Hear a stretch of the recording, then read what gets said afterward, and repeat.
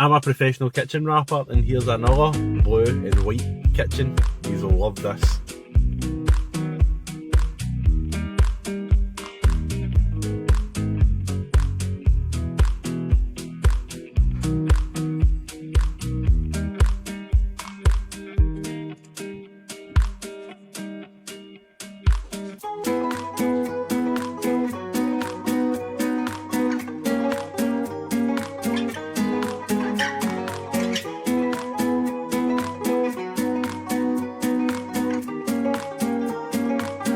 And I know you didn't get a before one on that because we forgot.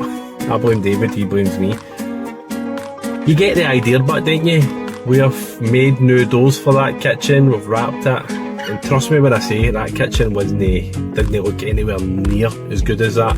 So hopefully you like it. Let me know in the comments.